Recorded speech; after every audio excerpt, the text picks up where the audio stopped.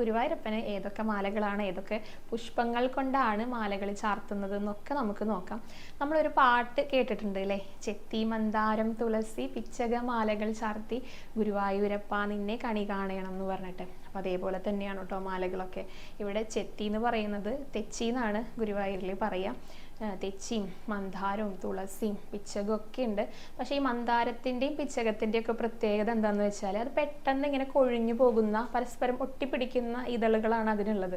അതുകൊണ്ട് കഴിവതും അതങ്ങനെ മാല കെട്ടാനായിട്ട് ഉപയോഗിക്കാറില്ല കേട്ടോ.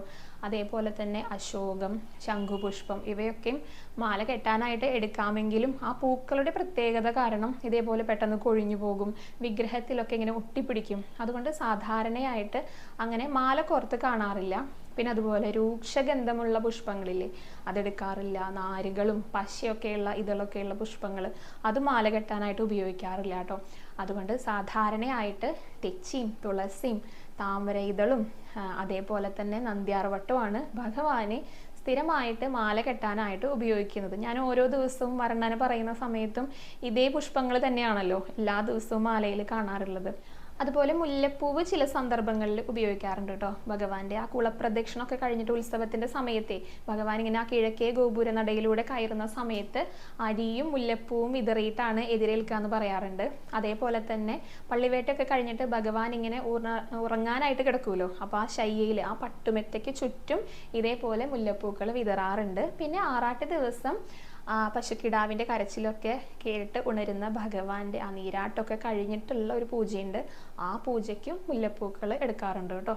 പിന്നെ പുറമേ നിന്ന് കൊണ്ടുവരുന്ന മാലകളൊന്നും ക്ഷേത്രത്തിനകത്ത് ഉപയോഗിക്കാറില്ല കേട്ടോ. അതുണ്ടാക്കുന്നത് പാരമ്പര്യ അവകാശികളായിട്ടുള്ള 13 കുടുംബങ്ങൾ ചേർന്നിട്ടാണ്. അത് വാര്യർമാര്, നമ്പീശന്മാര്, അതുപോലെ പിഷാരടിമാര്, അവർക്കാണ് കേട്ടോ മാല കെട്ടാനും അതിനുള്ള പൂക്കളൊക്കെ കൊണ്ടുവരാനുള്ള അവകാശമുള്ളത്. പിന്നെ മാല കെട്ടുന്നത് ദർഭപ്പുല്ല്, അതുപോലെ തന്നെ വഴുതപ്പുല്ല് എന്ന് പറഞ്ഞിട്ടുള്ള ആ ഒരു ഇത് ഉപയോഗിച്ചിട്ടാണ്.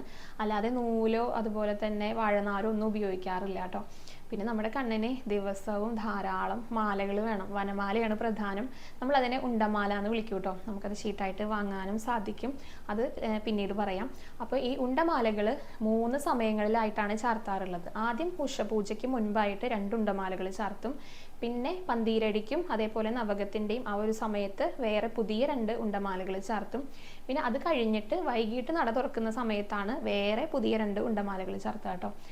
ഇനി അതുകൂടാതെ ഉദയാസ്തമന പൂജയുള്ള ദിവസങ്ങളിൽ 2 നവകം ഉണ്ടായിരിക്കും. അപ്പോൾ ഒരു ഉണ്ടമാല അധികമായിട്ട് ചാർത്താറുണ്ട് കേട്ടോ.